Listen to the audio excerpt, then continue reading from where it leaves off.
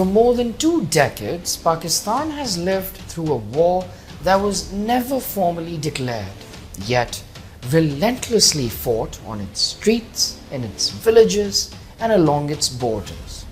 It is a war measured not only in casualties but in uncertainty, a war in which clarity has often been the first casualty.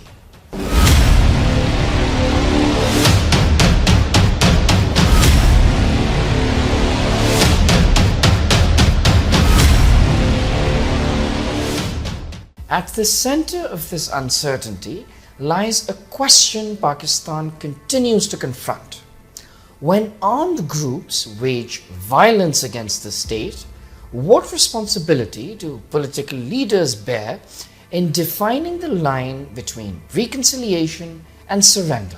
By the way, I was the one who kept saying that there was never going to be a military solution. So when the Taliban government came into power, this was the first time that such a government came, which was pro-Pakistan.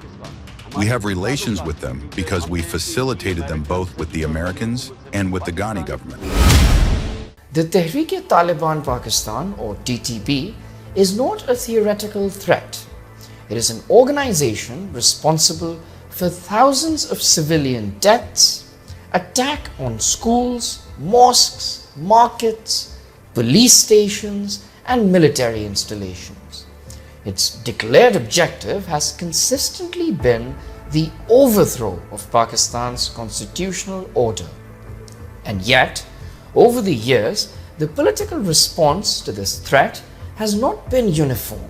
While successive governments framed TTP as an enemy combatant, a parallel political narrative slowly emerged, one that portrayed segments of this militant movement as misguided brothers, capable of reintegration without accountability. This narrative did not develop in isolation. It was articulated repeatedly by Imran Khan, first as an opposition leader, then as Prime Minister.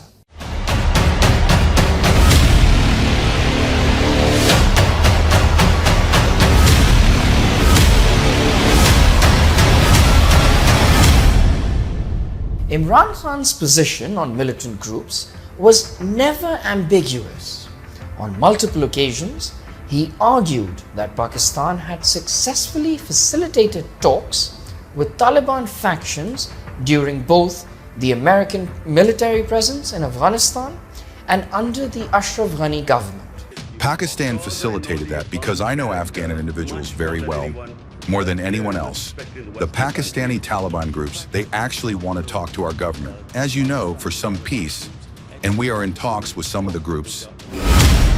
He claimed familiarity with Afghan political dynamics, suggesting that some Pakistani Taliban factions were willing to talk for the good of the people. Is Tehreek-e-Taliban Pakistan a terrorist organization? Dialogue may be held with local individuals if they are willing to surrender and accept the authority of the law. But this framing raised a fundamental policy dilemma. Can dialogue with armed groups occur without surrendering the state's monopoly on violence?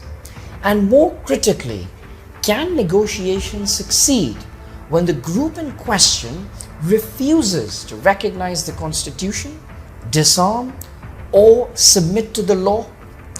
These questions were never answered with policy clarity. Instead, ambiguity became the strategy.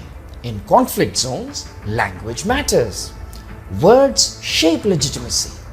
They signal intent, and they define moral boundaries. When militants are described as brothers, when their violence is contextualized rather than condemned, the distinction between criminality and political grievance begins to blur. Security officials warned that such rhetoric undermined counterterrorism operations by eroding morale and creating confusion within the ranks. But these warnings were ignored. What emerged was a dangerous duality: the state fighting militants on the battlefield, while parts of the political leadership reframed those same militants as negotiating partners. The turning point came in 2021 when the Afghan Taliban entered Kabul. The regional security landscape shifted overnight. For Pakistan, this moment demanded extreme caution.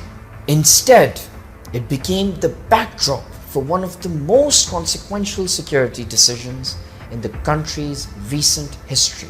Under the PTI government, thousands of TTP fighters were allowed to return to Pakistan under the banner of rehabilitation.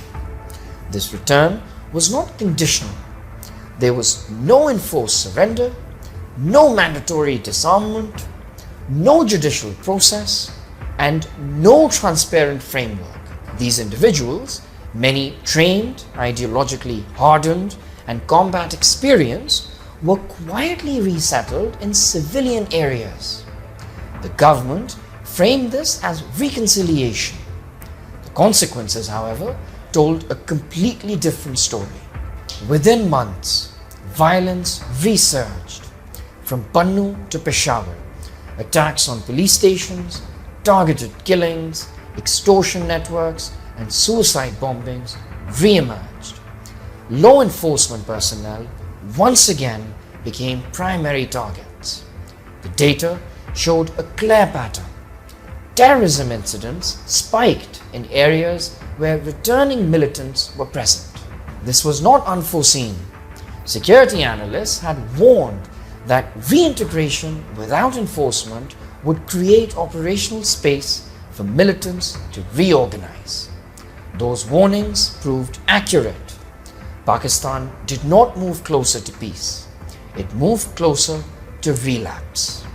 As violence escalated, another pattern emerged, one that extended beyond security policy into political strategy.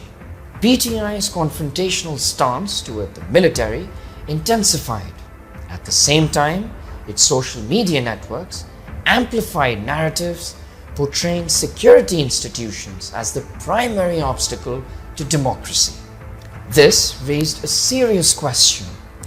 Was ambiguity toward militancy being used as a tool to constrain institutional power?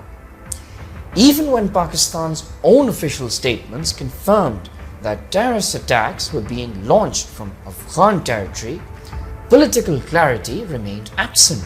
When asked directly whether TTP constituted a terrorist organization, senior PTI figures often resorted to conditional language. Yes, but there are factions. Some groups want peace. Not all are the same. This refusal to offer unqualified condemnation mattered because counter-terrorism depends on clarity, legal, moral, and operational. Ambiguity does not create space for peace. It creates room for exploitation.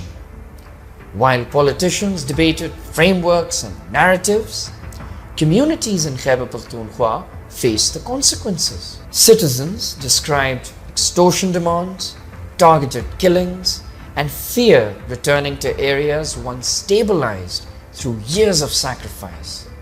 Police officers spoke openly about being deployed without any authority to act. Some described guarding political figures rather than protecting neighborhoods. Others recounted watching colleagues die. Men sent into hostile zones without adequate equipment or operational backing. Their message was consistent. Policy confusion was costing lives. The provincial leadership faced mounting criticism, not only from political opponents, but from within law enforcement itself. Officers questioned why operations were delayed, why intelligence warnings were ignored, and why corruption allegations surfaced even as security budgets expanded. For many on the ground, it appeared that political optics were taking precedence over public safety. Pakistan was presented with a contradiction it could no longer ignore. A political movement invoking the symbolism of Riyasat-e Madina while advocating engagement with groups that rejected the state itself. A narrative of nationalism paired with hostility toward those tasked with defending national security. This was not confusion. It was contradiction as policy. Today, much of that ambiguity stands exposed. Pakistan's public discourse has shifted. The cost of political experimentation with militancy is now visible in casualty figures, displaced families, and destabilized regions. The question is no longer whether ambiguity failed, it did. The question now is accountability. Who normalized violent actors? Who dismantled red lines?